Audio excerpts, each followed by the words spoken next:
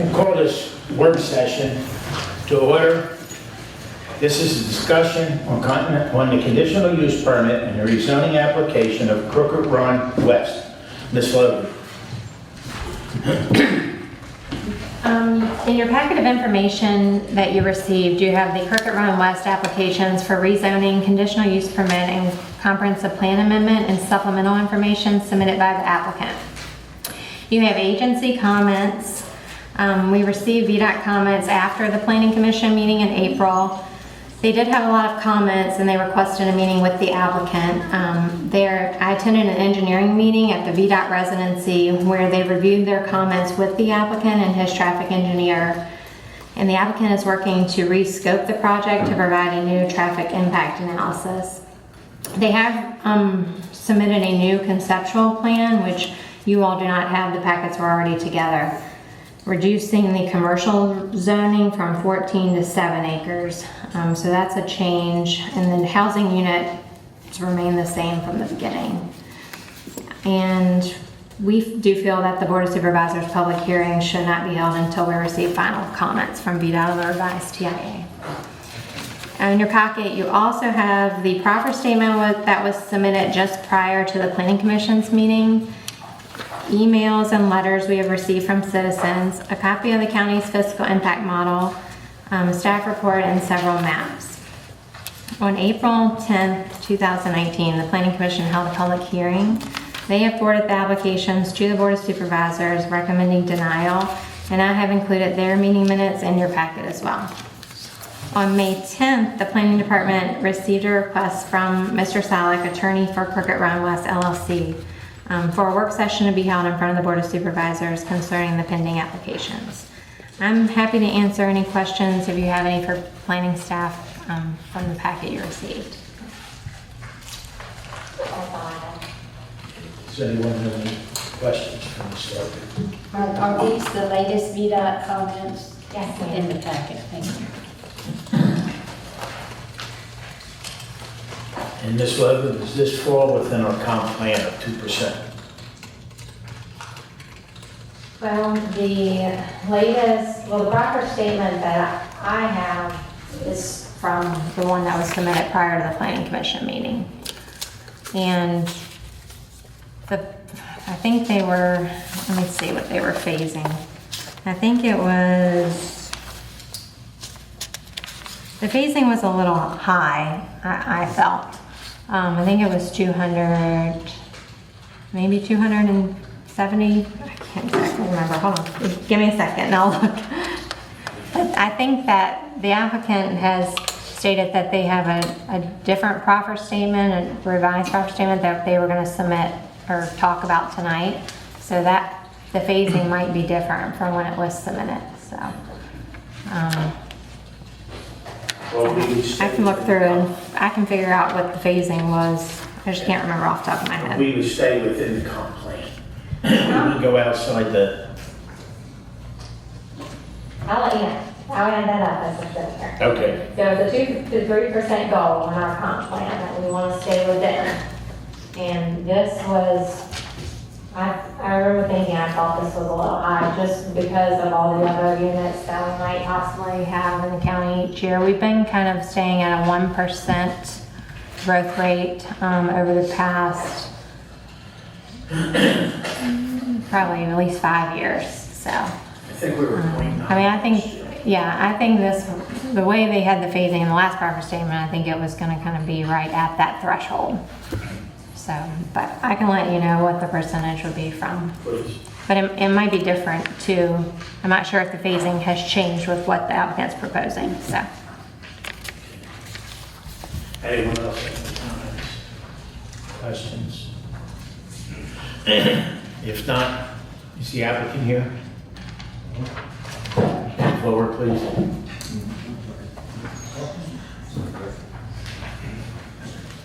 Chairman, Board, Ed Murphy, Crooked Run West LLC. Very quickly to address the two comments that came up on the VDOT comments. We met with VDOT on Tuesday, June 11th, and took all of their comments into consideration, and we have requested an additional scoping meeting to refine the comments in their letters, and also, we've also come up with other methods of mitigating traffic associated with the development. So the information contained in your proffer statement right now in your packet is not generally going to reflect the final VDOT approval and comments. On the comp plan growth, we have revised it down to 100 permits, and I was searching for it quickly here, but 100 building permits per year. 150. 225. Reduced it from 225 down to 150.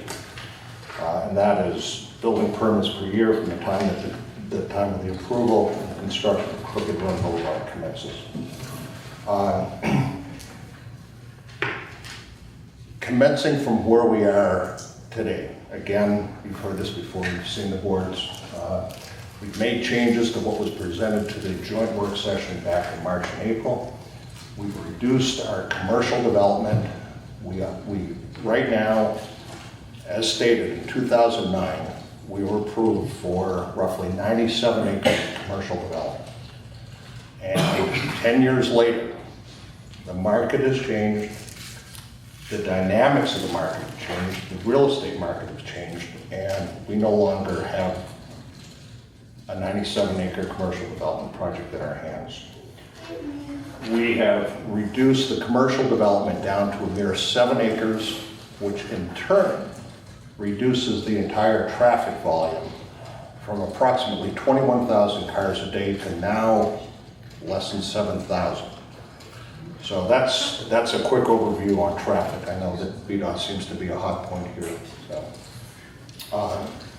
what we'd like to do tonight is run through the revised proffer statement, not line by line, but bullet point by bullet point. We've taken all the public comments into consideration from the Planning Commission meeting in April.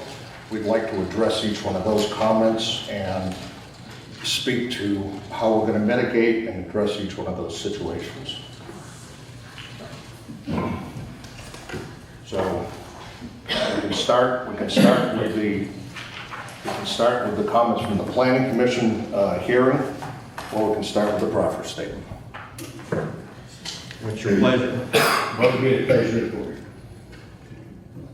Planning Commission first and then proffer. I'd probably proffer first. Okay, Proffers? let's do proffers. Okay.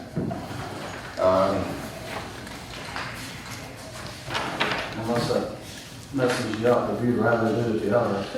There will not mess us up whatsoever. Okay. Nope. And please, if anything is unclear, please jump in and stop me right away. So the first section in the proffer statement is the master plan zoning. We are rezoning of 109 acres of property. We're dedicating, as you can see from the board, just to revise, again, open space around the perimeter of the property, extension of Crooked Run Boulevard, assisted living facility at the commencement of the project. The commercial bay originally went from Wallenfels rooms all the way across I-66. We've reduced it to 7 acres, which will contain 12,000 square feet of neighborhood retail and 100 hotel rooms. The next land bay is a multifamily bay. This will be, and we're going to get into this in great detail in the proffer statement, we've added a tremendous amount to the proffer statement that wasn't in there before on workforce housing. We have a model in here for workforce housing. We're going to follow it. And the workforce housing will be a component of the multifamily area. The single family detached has basically remained the same. The townhomes, single family attached, basically remain the same. The green space is property that we are dedicating to Warren County for their use. And through discussions with the planning staff, we're going to dedicate it for parkland and public school use. So it will be this area here. Dewberry has taken this and brought the public school in here. The area away from the public school can be dedicated for park, or can be used as parkland, or again, at the county's desire, you can simply put a school in there and do what you like down the road as far as parts go, or you take the whole thing apart? Could I ask a question? Yes. The map you have there is different than we have here. Yes. So you're saying the multifamily now is extended down into where we did have red? Yes, ma'am. And we did not increase the density of the multifamily. And I just want to make one note, on the multifamily, we're only following the zoning code densities. We have not gotten to the point of doing any kind of engineered layouts to say, okay, this is what it's going to be, this is how many units are going to go in. This is simply a density model. We did not increase the density when we added that additional 11 acres to it. Yes, sir. Mr. Murphy, is the green area, that's the public property? Yes. To be designated? It's, I just had a question. Are you proposing that has to be designated something where the county would never be able to do anything else with it, but a park or a public, I mean, would that be given to the county, we could do whatever we wanted to with it? no. My understanding is that when you accept our proffer statement, and when the proffer statement is finished, what's contained in that proffer statement has to be basically met. So if you decide that you want to turn it into a county maintenance facility, you can do it, but you'll have to go back through, and this is outside of my area of expertise, but you'll have to go back through the process of changing your proffers. I was just a little concerned. I walked your property there, it was nice property, and I was just thinking like how we have the front row golf course. I didn't want to have another thing like that where we were locked into. Right now, the proffers are still a draft document. Until these proffers are accepted, you may change them to whatever you please. I would ask that if you are going to make any substantial changes to them, it will affect our traffic analysis. And as I said, we're going in for a refined scoping meeting with VDOT on the 25th. We could have just basically walked out of VDOT the other day and said, okay, we're going to address all your comments and make this thing work. But we collectively agreed that it would be better that based on improvements that we can do with existing Crooked Run Boulevard, changes that we can make, and also reducing the commercial scope of our project, come back in and have a refined scoping meeting. So we're taking the original traffic analysis and simply going to make revisions to that. But part of that is going to be each one of the uses and the trips generated that go with each one of those uses. So if you say, I want to turn it into a county high-rise, lack of a better word, it's going to change our traffic analysis. But right now, in discussions with the planning staff, they've asked us to put in and or. So, unless told otherwise, we'll make it. Thank you. I was just thinking. Yep. Mr. Murphy, has Ms. Logan received this yet? The drawings and all the new? Not the proper statement. You haven't received Not that the yet? revised. Do you have an idea when she'll be receiving it so she can send it to us for review? I think we're probably ready to send it right now. So we can look forward to seeing it by Monday next week? I would think probably by Okay. close of business tomorrow. All right, thank you. And again, it's still a draft. Right. I didn't want to finalize the proffer statement until we met with VDOT because again, transportation is a big portion of this. So, Mr. Murray, just remember though, when you get it, after the TIA is revised, submitted to VDOT, there might be additional proper changes, additions, subtractions based on our discussions with them. So it's just, this isn't kind of in flux. That's why this building doesn't have it right now. Okay, But we did want to talk about what we've already thought about based on the planning, the comments of the planning commission, what we could have done to change the proffers to take care of some of the concerns of the citizens. And then you'll be meeting with VDOT around the 25th of June? We're right to rescope the project. Right. Then our traffic engineer will revise his TIA, submit it to VDOT again. They will take 30 days, I heard, on Tuesday to review it. and then get us comments. So when VDOT says 30 days, I don't look anything for 45 days. Understandable.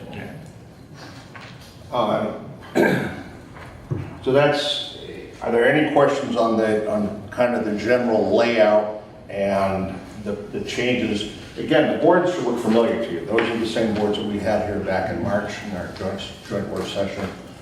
Again, the big change over here is we have obviously reduced our commercial component tremendously.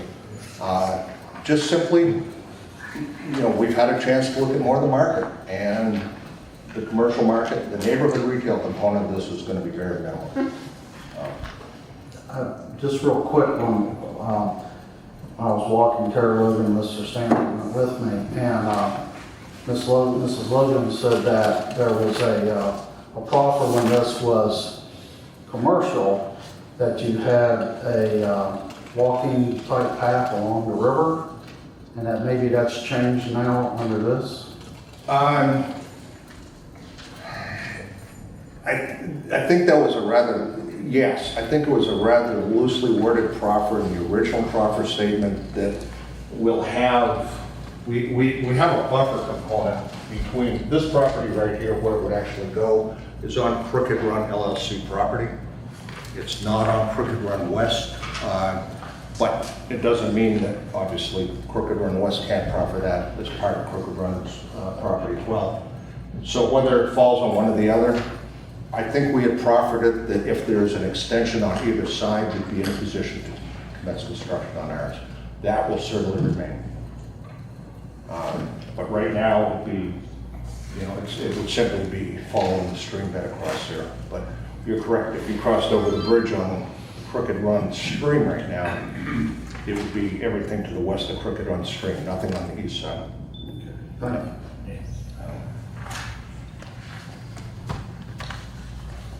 Any other questions or comments for Mr. Murphy?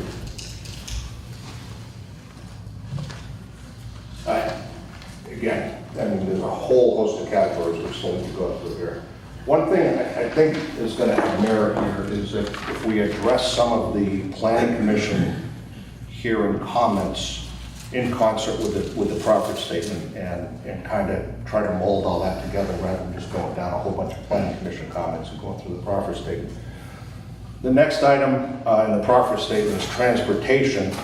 And again, as you all know, and just a reminder, in 2009, we had all of our transportation proffers approved.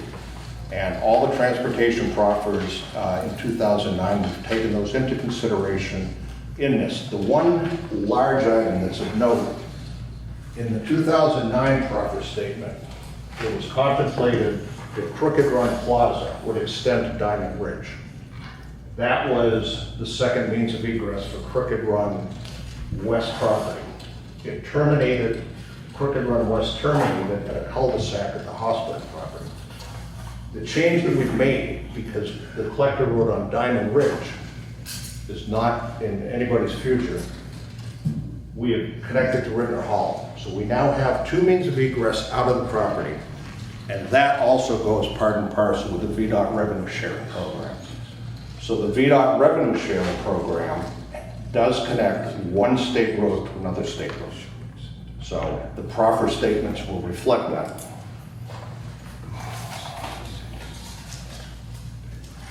Questions that were brought up and points that were brought up at the planning commission hearing were on the matching funds. The matching funds came in three separate periods, time events. The initial Crooked Run matching fund request came in 2015, which was part and parcel to the bridge construction and to terminate at the end of the bridge. In 2016, in working with Warren County planning staff and with VDOT, that matching fund request was up to include the entire length of Crooked Run Boulevard, from 540 all the way through to Rittner Hall. In 2017, the final revenue matching fund request was granted. And again, that is for the construction of the bridge is for the construction of the roadway back to Rittner Hollow. And again, the matching fund request is $10 million contributed by the developer and $10 million contributed by VDOT. To date, we have matched the design funds that have been requested by VDOT. Two things of note. On the revenue sharing program, we have asked VDOT to allow the county to administer this program. So it's not going to be a VDOT administered project. It will be a VDOT approved project, and it will be a VDOT testing, inspections, and a watch over it. But it's going to be a project administered by Warren County.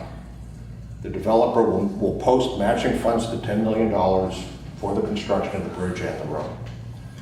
The time frame on this is, and this is coming directly from VDOT, if these funds are not posted and used before December 31, the matching funds will go back into the VDOT coffers. Plainly put, it's use it or lose it. So in essence, we're constructing VDOT Road from 540 to Rittner Hollow. This is going to obviously provide the necessary connection between two VDOT roads. So the time frame right now for the construction of the infrastructure to use the matching funds, the approvals need to be in place in 2019. And if the cost of the bridge went over 20 million, who covers that? We took proactive steps to make sure that we're getting into a project that is going to work. And VDOT's estimates, and it's in the VDOT cover letter, their estimate of construction was $25 million. And VDOT has advised us that anything over $20 million would be our cost to bear.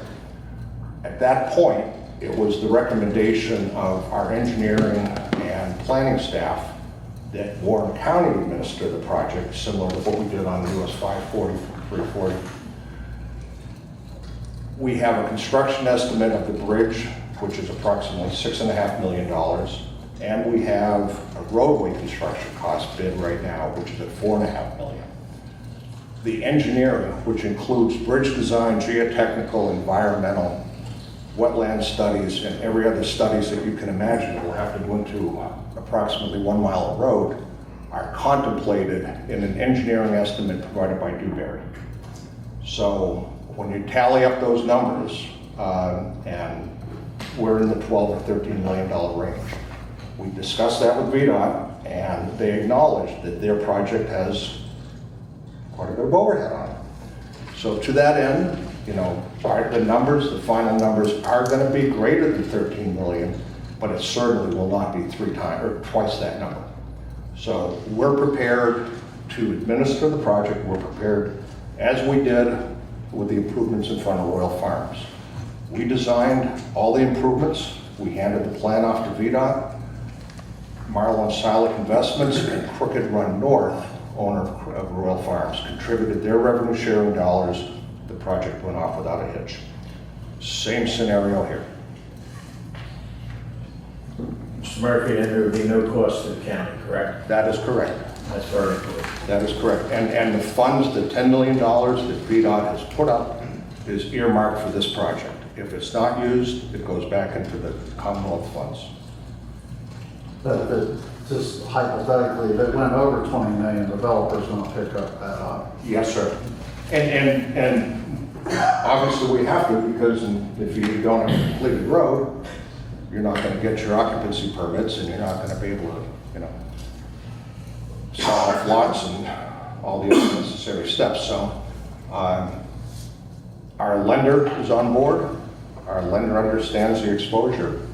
We understand the exposure, but we also understand that the only way that we can make the revenue sharing money work is to have it administered by Warren County.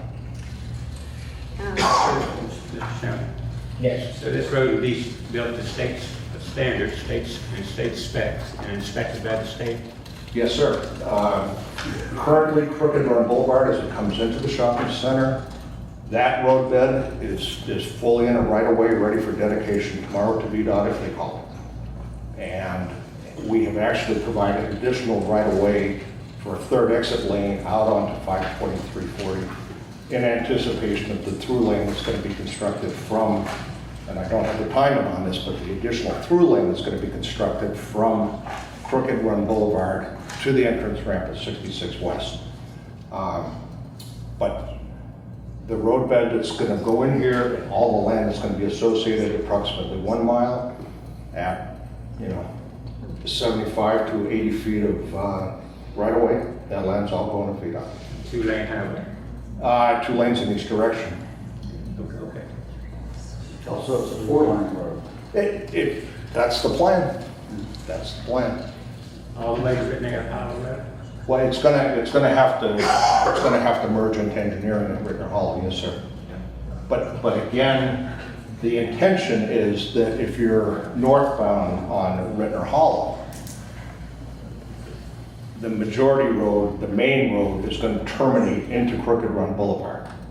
So effectively, if there are any issues on Rittner Hollow and the low water bridge, the people that live on Rittner Hollow are going to have a way in and out of there, obviously much easier than what they have right now. So it will take impact off of Rittner Hollow to low water bridge. So the right of way, if you can picture the right of way on Rittner Hollow, is going to come into Rittner Hollow North, come in, so traffic exiting Crooked Run Boulevard West is going to basically have free right-hand turn to go on Rittner Hollow traffic heading south, coming on the Crooked Run to be a stop sign. So a modified intersection. So the Blue Water Bridge is down. Instead of driving all the way up to the church and turning left on North River Road to get back, or going to Guard Hill Road and coming around, there'll be another access to offset the bridge if there's a problem. Yes, if sir. I understand that. Correct. Okay, thank you. Can I ask you, I'm not here to micromanage what you're talking Oh, about. no, I didn't believe it. Leech Run Parkway was constructed. Are you familiar all with the Leech Run Parkway? Yes, I am. Okay. It's constructed so that businesses and homeowners don't butt up against the road. You have Right. access beside. Is that how this is going to be? Yes, sir. There will be no private access drives onto this road. So the points that Dewberry has shown on their schematic plan here, those 2 arrows facing that way would obviously be the access points for the single families. One single family coming this way, and again, bear with me, this is schematic.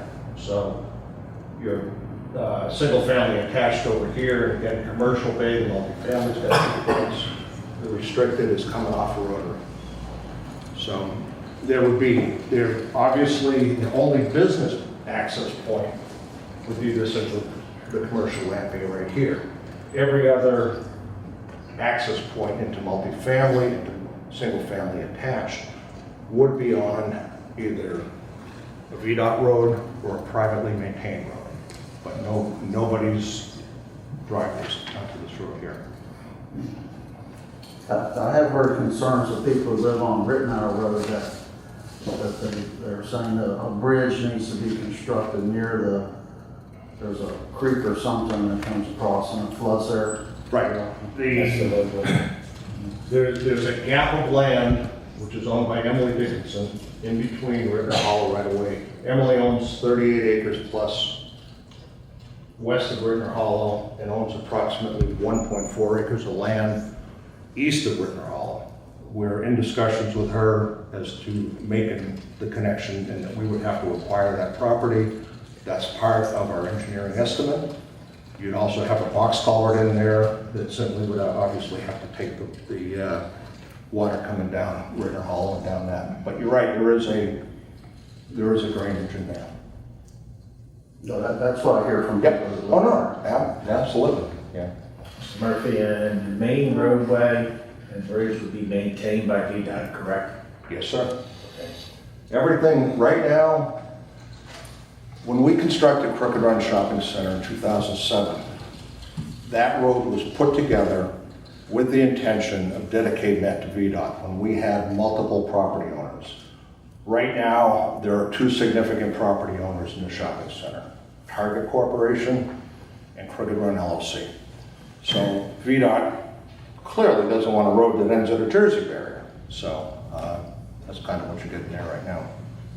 So, but no, the entire road would be dedicated at completion. It's always, you know, our interest to get it dedicated to VDOT as quickly as possible so they can maintain it. And obviously, Crooked Run Boulevard is 10 years old, and if VDOT came to us tomorrow and said, okay, as part of this project, we need to dedicate that road tomorrow, which they would not do because it's going to be significant construction with the bridge. We would have to bring that up to current standards, restripe it, repair any cracks, any potholes, and anything else necessary to do so. Thank you. Anyone else? Any other questions on matching funds and how that came to be and where that is? Okay, we can move right along.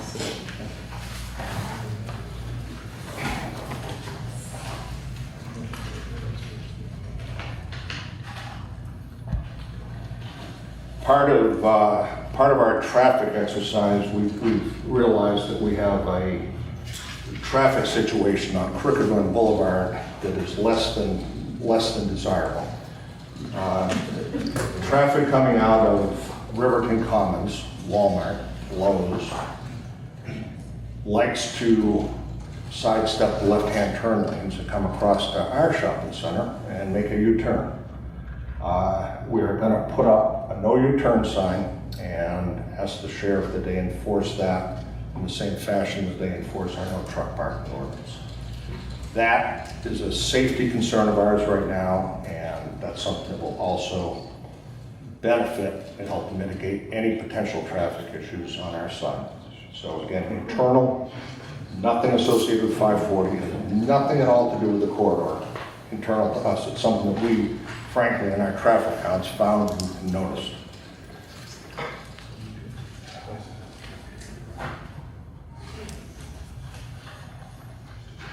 Can I ask you a quick question? Sure. Do you still have a hand into the Crooked Run? Do I? Yes. Yes, sir. Okay. When I went there to look at it, walk it and everything, it was just mentioned it might be an idea, a roundabout right before the bridge would be, to have a roundabout there with you. Have you thought of that? I've heard it mentioned in passing, but it makes no sense because, again, this is a traditional shopping center, shopping mall intersection where you want to get the traffic off of the main corridor as quickly as possible.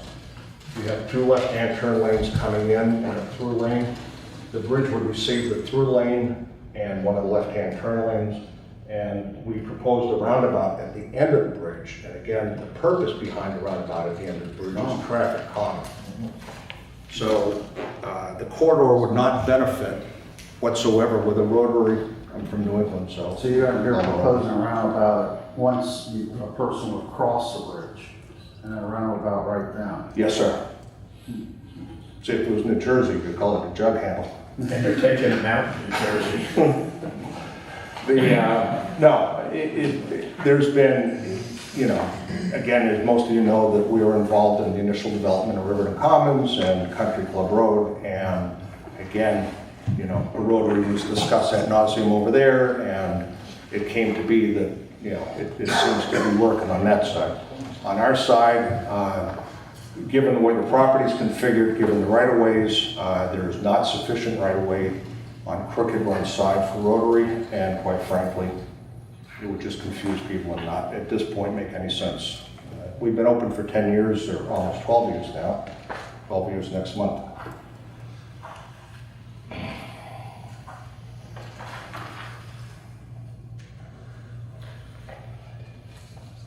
Anything else on matching funds?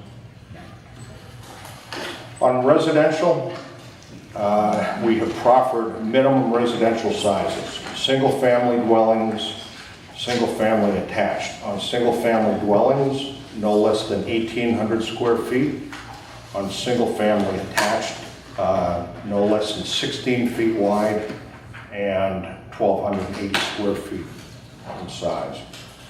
The phasing, and I'm looking at a red line here, We have reduced our phasing on this project from 225 units per year in building permits down to 150 residential dwelling units every 12 months. That clearly is a number that's going to be driven by the market and not driven by us.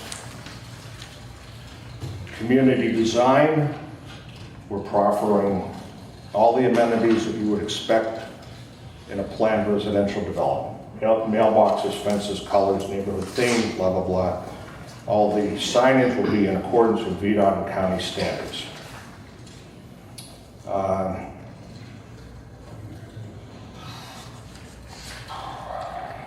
Architectural, again, we haven't got into that level of detail, but there will be a coordinated effort on all those matters. Public water and sewer will be served by the town of Front Royal. Right now, the town of Front Royal is putting out approximately 2 million gallons of water a day. The numbers that we've been given is they are permitted to put out approximately 4 million gallons of water a day, and they have a plant capacity in place of 6 million gallons a day. Our development, in comparison to where we were, the commercial development proposed in its first phase, mind you, this is not the entire build-out, but in the first phase of the commercial development, we had figured 57,000 gallons of water. In this new entire residential phase, we are now at 97,000 gallons, a mere 40,000 gallons more water a day. So, in essence, this project will use approximately 100,000 gallons of water daily. So, in the settlement, I don't have the exact term off the top of my head, but in the settlement agreement between the county and the shareholders and the town in 2009, 2012, 2018, Crooked Run West was granted water and sewer capacity for this development. So the town is aware of it. They have it in their pipeline, no pun. It's there. Any questions on water and sewer? Now, Mr. Murphy, you're gonna have 97,250 gallons a day, and your sewer is going to be 121,950 a day. That's what it shows here. I'm just trying to figure the difference between the water and the sewer, how you would have less water and more sewer. These numbers come from Dewberry, number one. I'm looking at the same document you are. I don't have an answer for you. I could try to make one up, but No, please don't. wouldn't work. Again, you know, single family attached uses 100 gallons of water a day and puts out, 120 in sewer. I suspect there's a number in there, seepage, whatever, I don't know, but these are industry numbers. And again, to quote what VDOT said the other day, their residential numbers are tried and true. There's no wiggle room in their numbers. They know residential development. They know what they're going to get. Again, the good news is the town has got a lot of capacity. And we've also we've met with the town, we've met with the town council, and we've taken into consideration all the developments that have been previously approved by the town of Front Royal in the town area. Okay, thank you.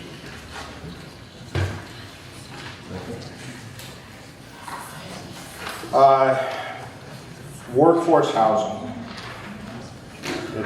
We've got 5 pages in our revised proffers of workforce housing, and we have modeled this out. We have modeled the workforce housing after other counties in the Commonwealth. It's a rather lengthy document, but in essence, it's going to provide for affordable workforce housing based on an annual salary.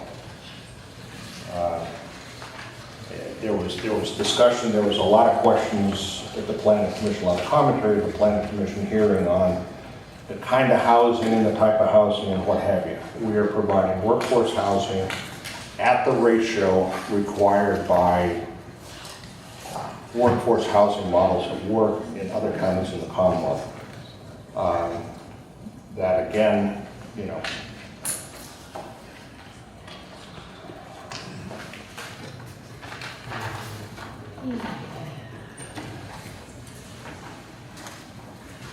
there was a comment at the Planning Commission hearing on the effects of property value, and that this development would negatively impact abutting property owner values.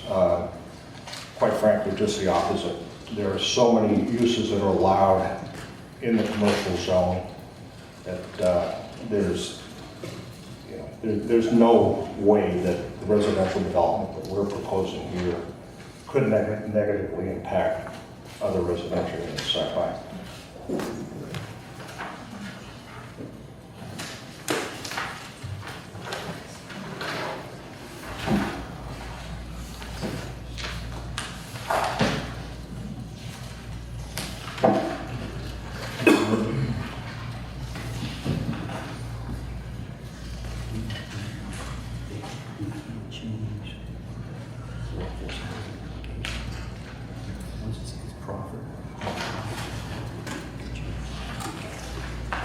See that again?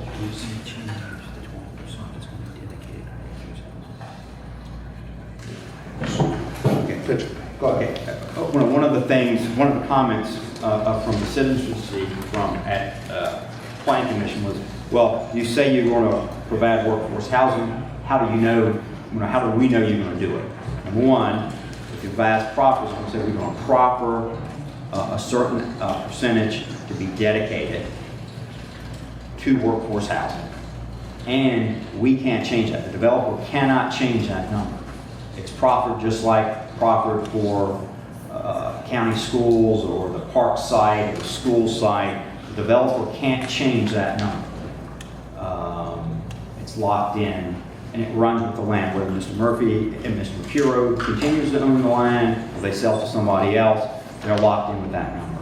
And I think that's important because that was one of the concerns of the public 2 months ago.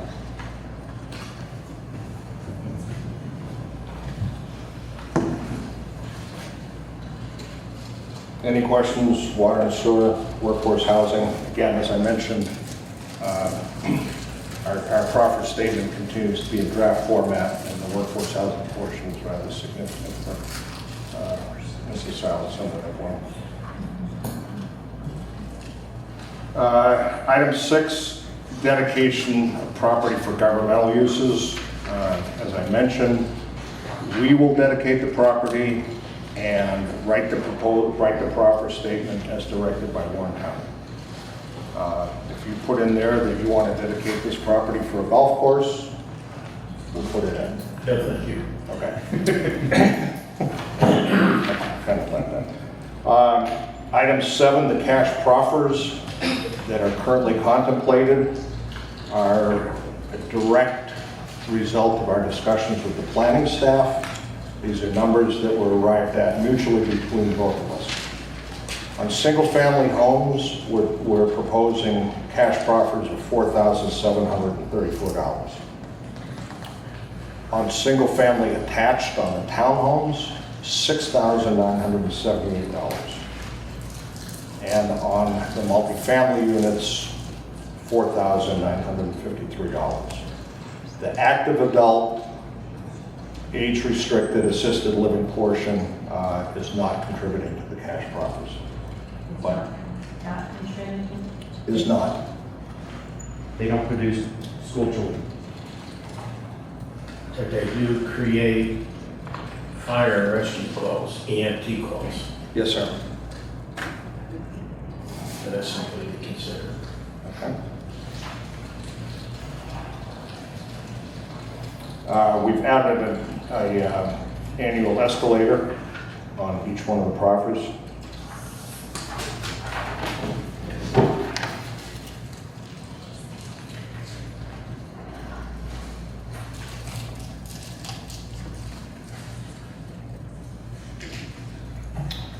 The proffer designation under the current proffers as they sit All county properties provided for here within shall be designated for the schools.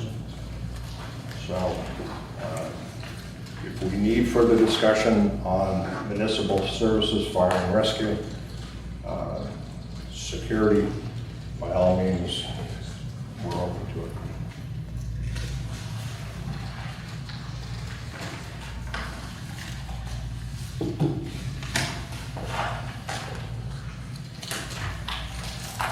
That kind of sums up the proper statement, unless you think I missed anything.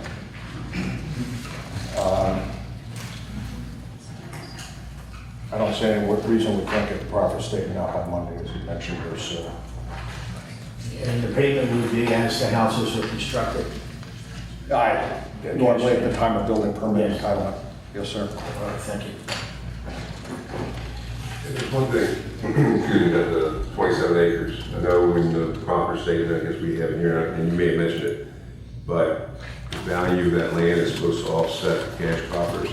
That's still part of it? At the public land, yes, sir. Okay. And then again, the question is how do you evaluate that? And I think there's something in there about that, but.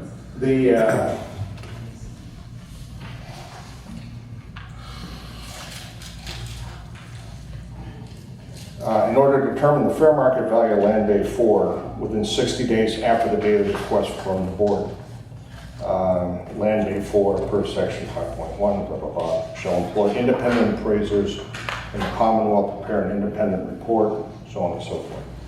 So the fair market value of land bay 4 is determined by the average of the two appraisals. The cost of the appraisal is being borne by the party requesting the appraisal.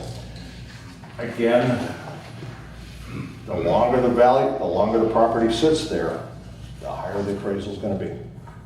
So, And the proffer would be dollar for dollar. yes, sir. And you said you're reducing the commercial acreage from 97 to 7? No, ma'am. I misunderstood. No, believe me. It would tell, No. say that again. Going back to, we acquired the property in 2004. When we acquired the property, the only portion of the property that was zoned commercial was the area right along I-66 to the power line. Wallenfeld's tract and Bloom's tract. The remainder of the property was all ag.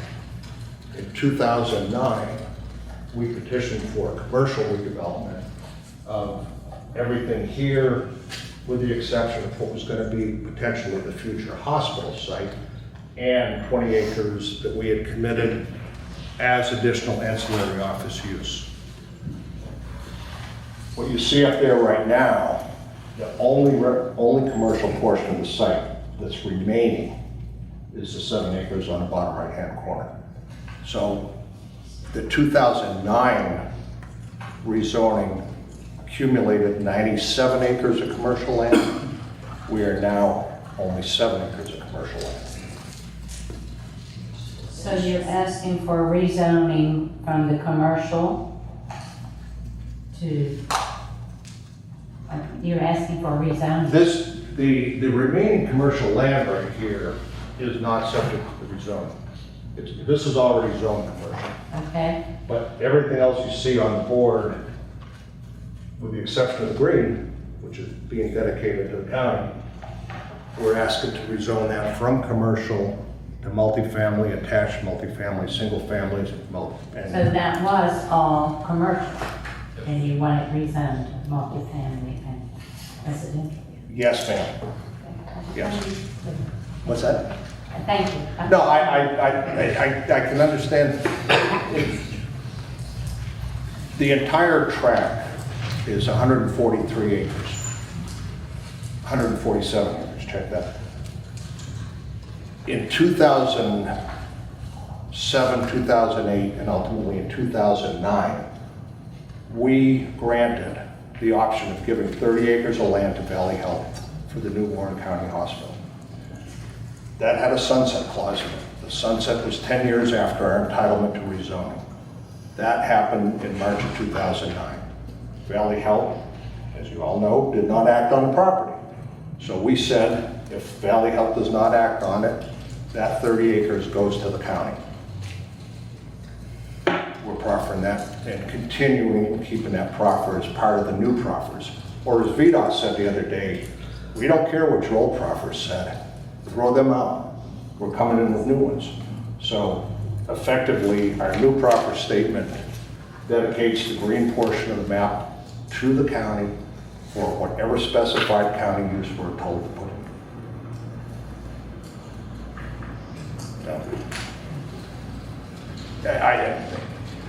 The only thing that's represented differently on the map right there is a segment of housing. The orange is multifamily, walk-up, 3-story, cluster building apartments. The beige, or the whatever color that is, single-family attached townhomes, very similar to what you see at Blue Ridge Shadows. And the yellow, single-family attached. And again, it's the intention that a national home builder will be part of the project.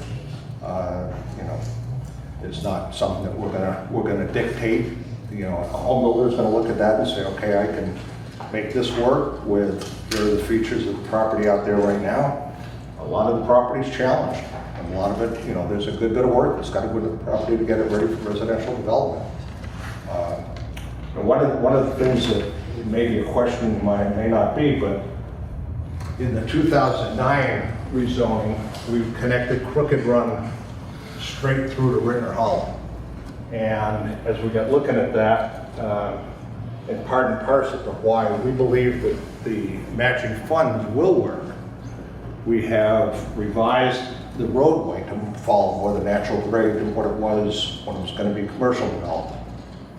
Commercial development, you cannot have any parking lot grades that exceed approximately 4%, and as everybody knows, there's some pretty good slopes out there. So it's going to require a good bit of work. So Dewberry and their engineering staff have come up with a new road layout. Quite frankly, works well.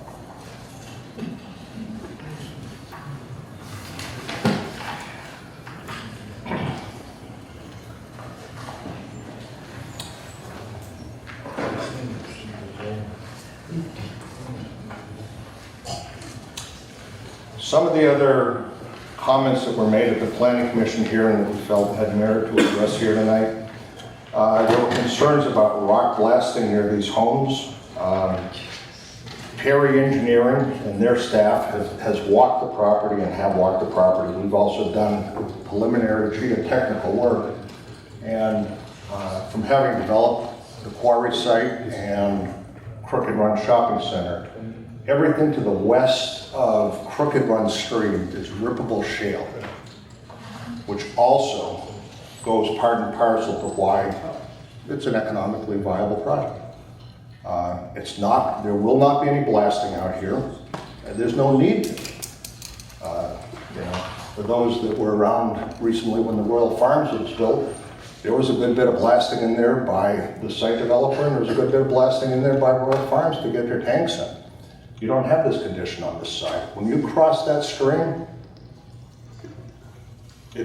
everything changes. So the concern of blasting and upsetting homes, it's not there. Obviously, any environmental proffers, development details on stormwater management. The stormwater management code in the state is so tight.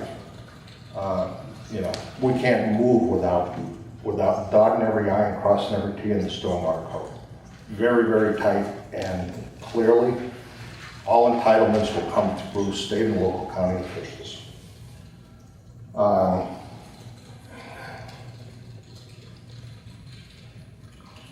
There was a question, is the project providing additional dollars for other services besides schools? At this point, we're not. We're open to it. You've probably heard me say this before, and I'm going to say it again. Keep loading the wagon. But if the axles break, we have to say stop.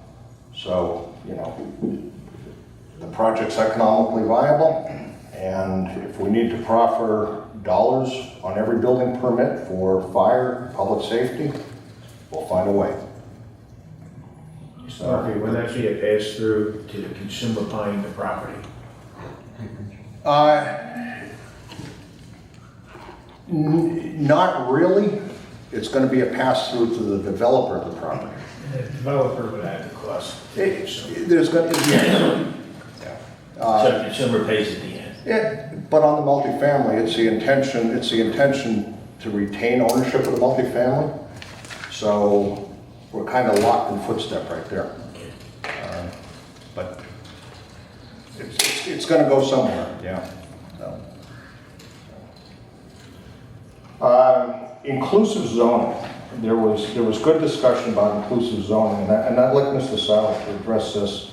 We pulled the ULI commentary on smart planning, and in essence, there are 10 characteristics of smart planning, and before he reviews what the matters are in smart planning, the Warren County vision statement that we all heard back in February said that the growth should be in the corridor, which it is. It's at the intersection. It's about I-66. Couldn't be any better than that. We are providing workforce housing. We are providing housing that is necessary for the growth and the vitality of this community. You want to speak to the workforce housing? Wait. Thank you. I have one of these for everyone. Here's the article. It's 10 principles for smart growth.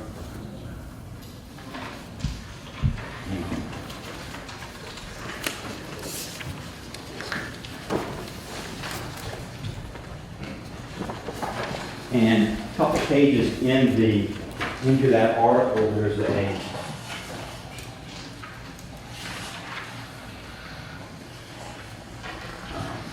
10 principles listed. And you can read it, so I'm not going to read them to you, but just I'm going to pick the highlights. Provide diverse housing types and opportunities. We're having multifamily here. We're having single family attached and detached. Check that one off the box. Deliver sustainable transportation choices. It's right next, this project is right next to 522-340 and I-66. Remember that the right design in the wrong place is not smart growth. This project's going to have some commercial here, but you're going to be able to walk across the bridge, and you have banks. You're going to have shopping at Target or Michael's or other things. It's going to be, you put housing next to commercial. People don't have to travel across the community to get it. And you can see going through that list, they're outlined for you. It's a very good article, and I highly recommend you reading it, because I think once you read this, you will find that this project here kind of dovetails really well with the 10 principles of smart growth. Especially the workforce housing piece, which is part of your vision, county vision that you enacted last year.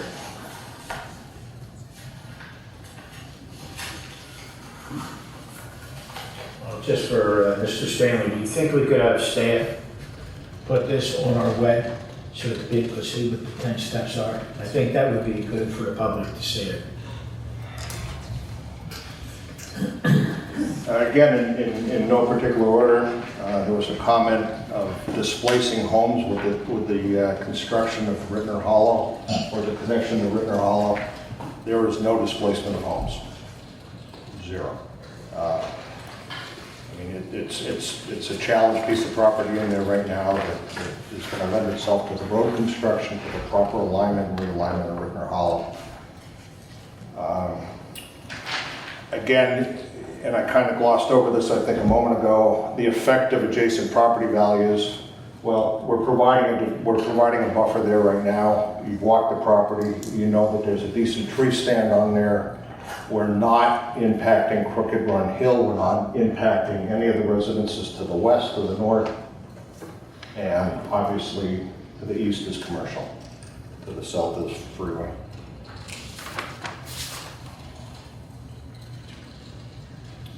There was a question as to whether the water and sewer capacity and availability of that would impact the Shenandoah River or impact any of the wells, and the answer is a flat out no. The town gets its water out of the river, and the town has a permit, as I said, for 4 million gallons. They're taking out 2 million. We're going to be approximately 5% of that 2 million. So, no. There was a question on why to connect to Rittner Hollow Road. That goes part and parcel to the elimination of the Diamond Ridge Collector Road, but also goes completely to the vision that VDOT has. VDOT's paying $10 million to build this road. Okay, those are VDOT words. You know, we're paying $10 million to build this road and this bridge to connect from 340 to Rittner Hollow and Guards Hill. We're paying $10 million to connect and build that road and to build this development. So that's the purpose behind the 2 points of connection.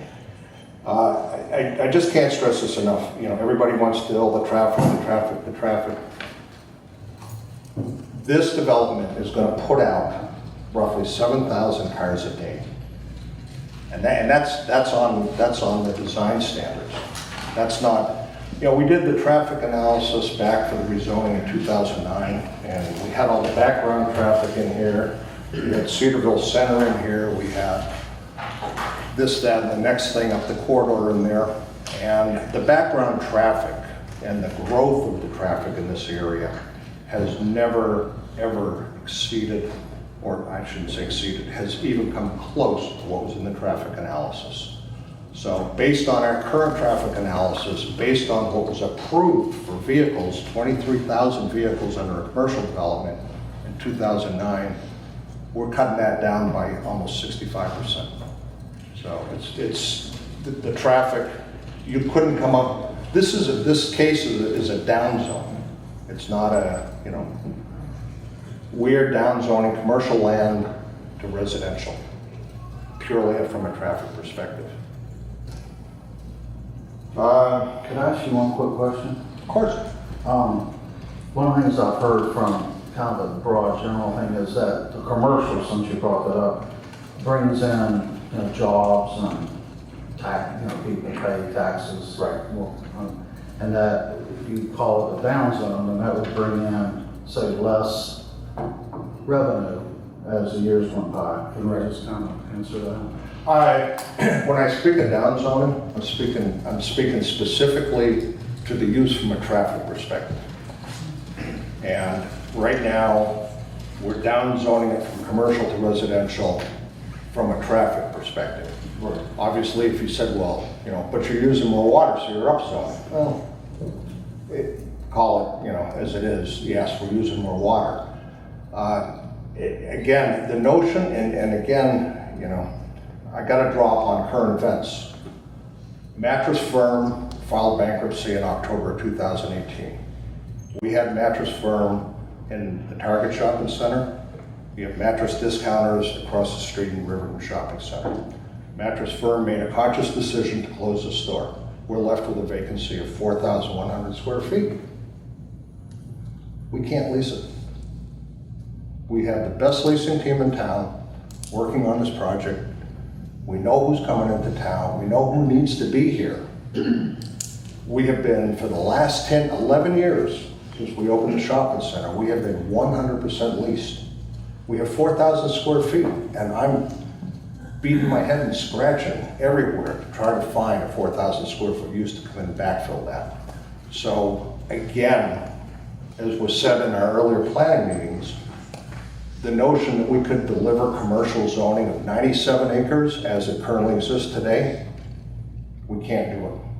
We can't do it. So, you know, we can deliver residential, and we can deliver a small hospitality and commercial component for this development. But the ability to be here a year from now, A, revenue sharing is going to be gone. B, we won't have a use. You know, I know that when we rezoned this, and it's full public knowledge, that we had Kohl's, we had Martin's was gonna do another store, you know, we had TJ Maxx, we had on and on and on. And quite frankly, we believe we did. And we thought we also had a pretty strong office component. But, you know, times have changed. And so the ability to get commercial tax dollars out of this property right now is not gonna happen.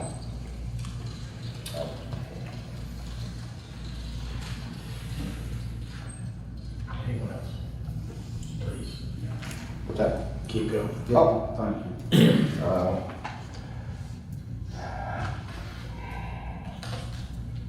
Again, you know, there was a lot of discussion at the Planning Commission hearing on matching funds. And I want to make it very clear that, again, you know, the petition for matching funds was generated by the county for this road. And the county generated the request, and we agreed to participate.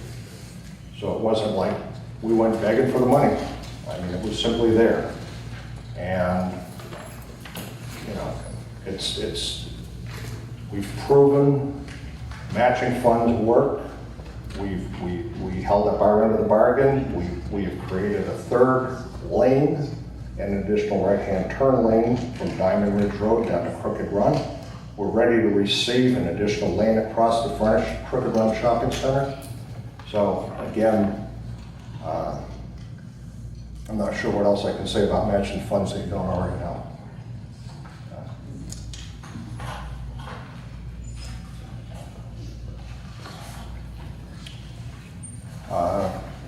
Again, I think the biggest question right now is refining the proffer statement on cash contributions, whether they be divvied up between school education and other public services. Again, you know, we feel that the proffers, the cash proffers that we're proffering here are in line with the industry, and it's gonna allow any national home builder developer to come in here and to be competitive.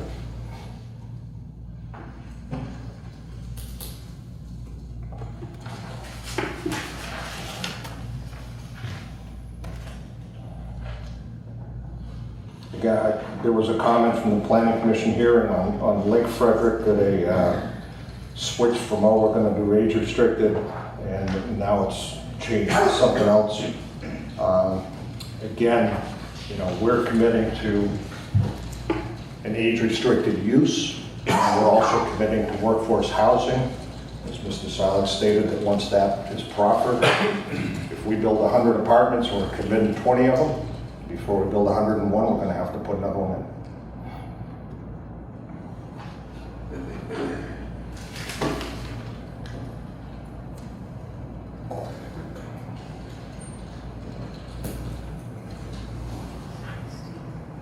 To keep it age restricted, are you going to have that just in the deed, and then that's gonna be in the deed that would run with the land, and you're not gonna have like a manager office that keeps that in force?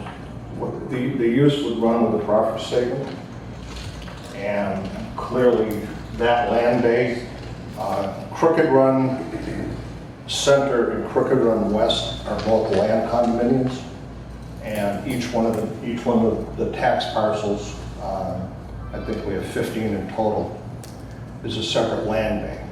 So we have tried to mirror and keep the land bay designations about the same, but the proffer statement will address the land bay, whatever the mustard color is up there, I think it's 4. That land bay will be proffered, and it could not be proffered, it could not be changed to additional multifamily. It would have to be age-restricted housing.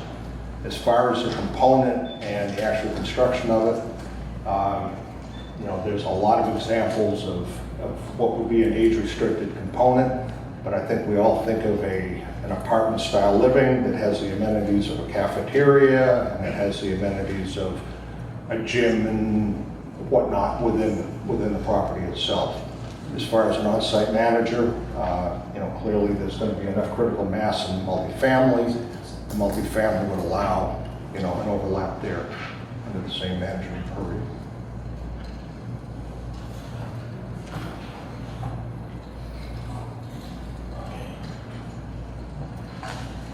Anyone else? None. Let's move right along if we can. I'm running out of things to say. Great. I need more questions. Okay. I understand the cover letter we got from VDOT 24th, May 24th, and you've addressed the estimate of 25 million, how it's going to be less. But I think, if I understand correctly, we're going to go back to VDOT and rework some of this stuff. But this letter here says this development will have a major negative impact on Route 345.2, 655 intersection. And then it also says, I think you talked about that as far as we get rid of the collector road. And it said that there are no physical mitigations proposed, only adjustments to the signal cycle lengths and timing, and this results in an overcapacity situation and a failing overall level of service F for that intersection. So is this something you're supposed to go back to VDOT and try to? We've addressed each one of those points, and they were addressed on Tuesday. We had a very lengthy meeting. Ms. Logan was part of that. Mr. Silek was part of that. First off, we opened up the meeting with the administration of this project needs to be under the supervision of, and I'll use lack of a better word, a Pannoni type, where they manage the project and they manage it through the oversight of Warren County. VDOT agreed that they have a process, and it's a request for change of venue, request for change of process, something like that. Nobody at the table was tremendously familiar with just how that process worked, but in summary, we said, okay, we're moving forward on this project provided we can do the design, you approve the design, VDOT, we administer the project, you inspect it, we get to select a manager, the manager gets to select the contractors, the bridge designer, so on and so on. So that took care of part one. When we received that letter, we had a lengthy meeting prior to going with VDOT, and we convened all the engineers from Kittleson and from Dewberry's office, and we addressed each one of those comments. And what the traffic impact study didn't contemplate was adding another right-hand turn lane coming out of Crooked Run Boulevard. Secondly, it did not contemplate the number of U-turns that were obviously coming across from 655 onto our property. They acknowledged that, and they accepted that that would have a significant impact on the intersection and on the traffic itself. In addition, they have also allowed us, which is not part and parcel of that report, to provide the additional right-hand turn lane, or we'll call it a slip lane, into the westbound 66 ramp. So it was a rather coarse statement to say that it would have a negative impact on it. The commercial that's approved out there right now, if that ever came to fruition, would have a huge, tremendous impact on that. One more car is going to have an impact on the intersection, but I can tell you that in the last couple of weeks, we've been watching how the intersection is functioning, and VDOT agrees to the point where they said, okay, let's rescope this because you do have significant findings that will in fact help and allow the intersection to perform better. And then, jump around here a little bit. You did talk about the workforce housing. There's going to be some type of percentage or based on a national standard or something of that nature. Does the workforce housing component, is that only the apartments, or does that include the townhouses, or is it just the apartments?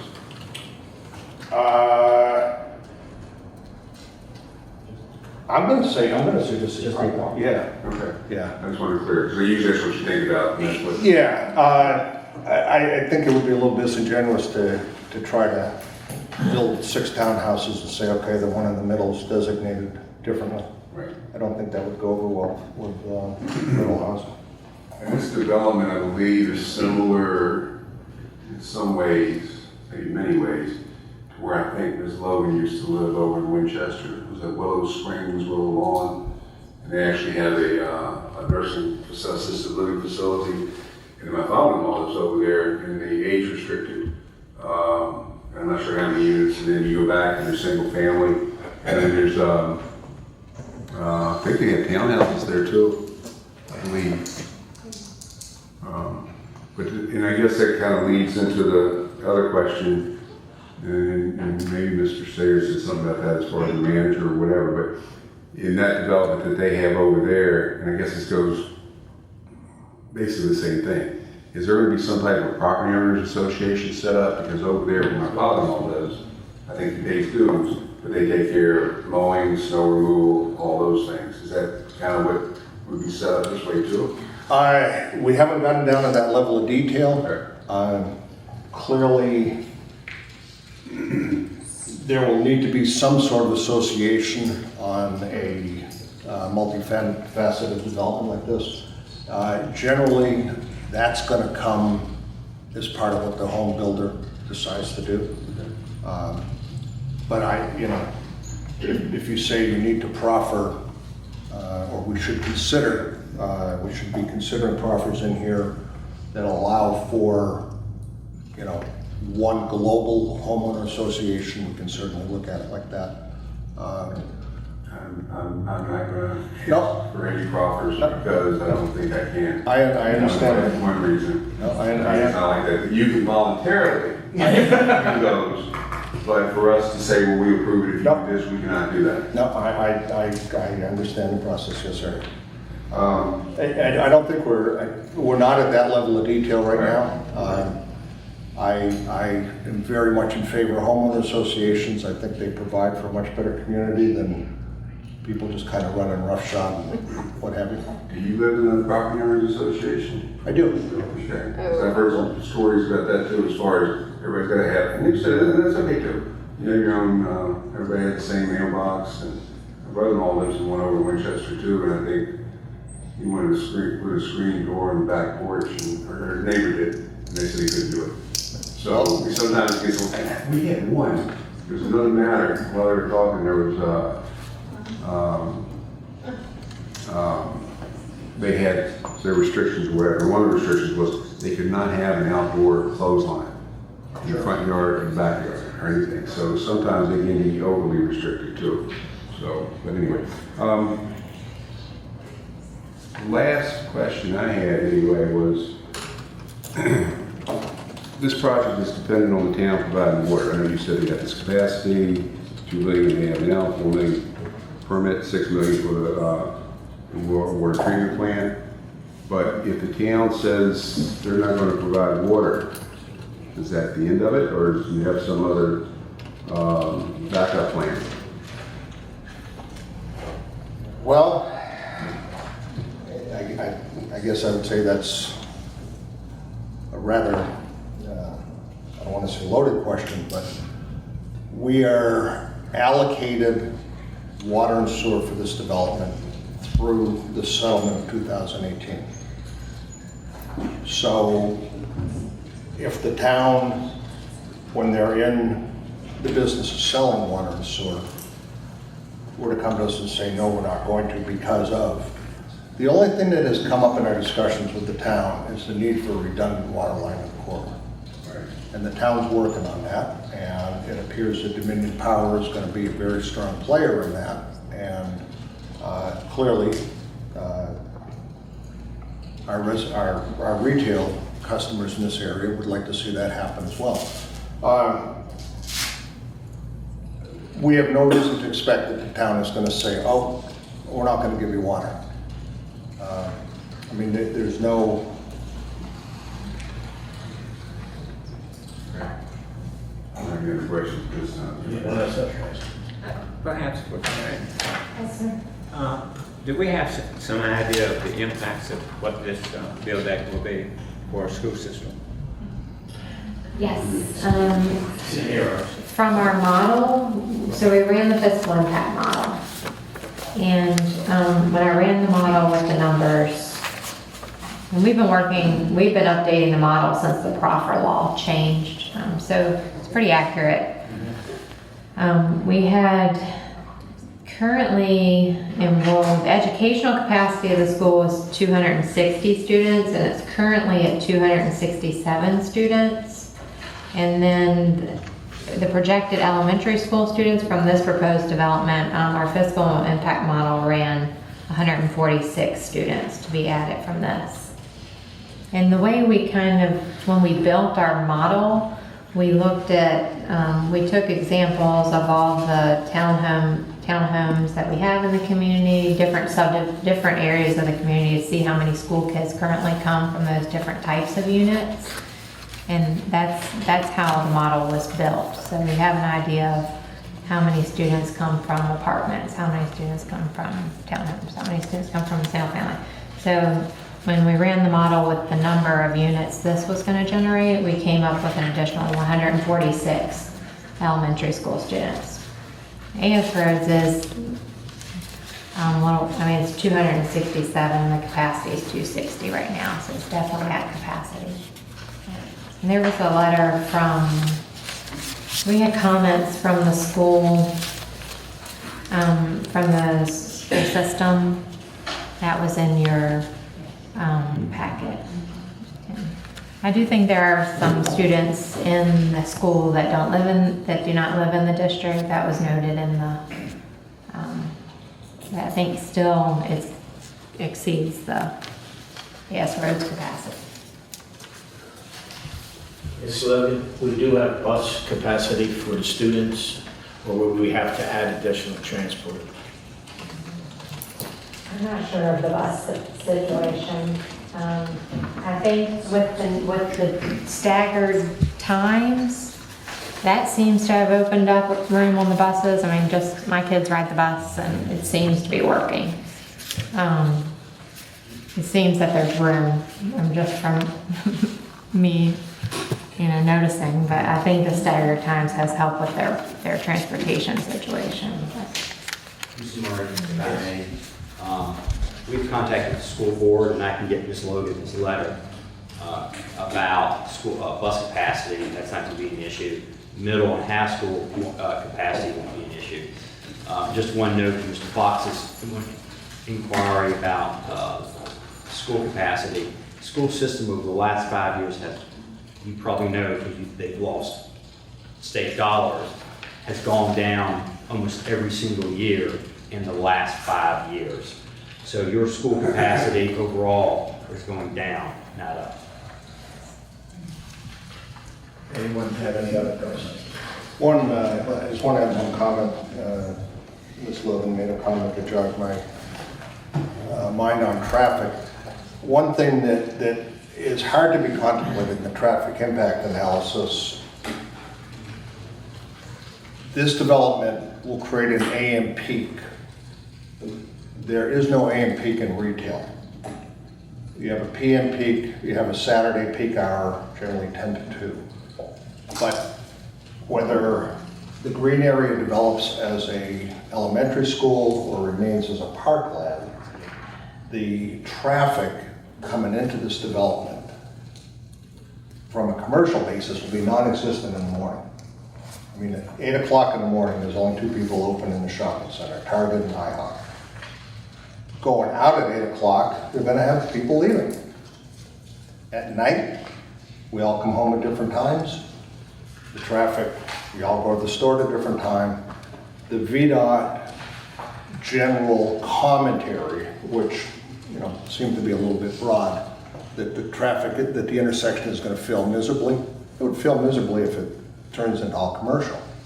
But what that comment doesn't contemplate is that in the morning, everybody's going out, going right, going left, and nobody's coming in. So the green time coming out is substantially reduced, and the left-hand turn lanes coming into the development are almost nil. Just uneducated view of the traffic analysis. Anyone else? Just one quick one. Out on Rittenhour Hollow Road, is that going to be a stop sign or is that going to be a traffic signal? No, certainly not a traffic signal. I don't think the warrants would ever be met. The plan, and again, this is schematic only, but we want to obviously make it work the best. Rittner Hollow would continue, the main thoroughfare would continue on a crooked run. Traffic southbound on Rittner Hollow would have a stop sign coming into Crooked Run Boulevard. All right, thank you. Okay, anything else? Pretty much finished, I guess. Yep. Okay, I guess my question is, where do we go from here? I believe I heard Mr. Silek say that your VDOT's supposed to get back to you in 30 days, maybe more like 45 days. Well, the meeting is on June 25th to rescope the project, Mr. Carter. Right. After that, the traffic engineer will go back and run his new TIA, traffic analysis. And then that could be another 30 days. After that, VDOT then will have 30 to 45 days of time. We're looking at 60 days, 75 days. I'm just trying to figure what the next step is for us as far as, and maybe Ms. Logan can comment as far as when will the public hearing be set for us. And the other question too, if I may, and I don't know if that's something that I guess if this was sent back to the planning commission, they would have to re-advertise, have another public hearing since they closed that one. It seems like this has changed somewhat. The basics are still there, but there's additional information, and I don't know what this board thinks. Does it make sense to send it back to the planning commission? That way there could be another public hearing, additional time for people to speak, but that's going to push you all back. Well, another because 30 days. we still want VDOT comments. Right, that's what I'm saying. We'd be able to have a public hearing probably for 2 months, let's see, June. So probably August. September public hearing. And it would come back before us, a public hearing, October or so. Awesome. So I don't know. I mean, I'm just throwing that out there for consideration. Everybody thinks we want to throw it back to the planning commission. If I may, sure. We made it pretty clear to VDOT the other day that our timing is, we've got a close window on this. And, we've asked VDOT to expedite their review as well. VDOT has a standard that they abide by. However, we're coming in with a refined traffic study, not coming in with a brand new one that says, okay, it's something they haven't seen before. And I hope that our consultants are able to turn it around quicker as well. I think we'll know better on that after the 25th at our scoping meeting. Okay. And I guess just staff get back to us as far as when to have the public hearing. I still think it would be good to get some definitive answer from the town as whether or not they're going to give you water. I'm not sure what you're planning on. I know you said something about the redundant line and all those things. We're going to continue to have negotiations. Okay. Okay. Well, I'd like to thank everyone, the public for coming out, Mr. Murphy, Mr. Silek, staff. A lot of time's been put on this. I know you say you have some information coming. I'd like you to expedite whatever you can to Ms. Logan so she can send it to the board for consideration. And to my fellow board members, thank you very much. We are adjourned.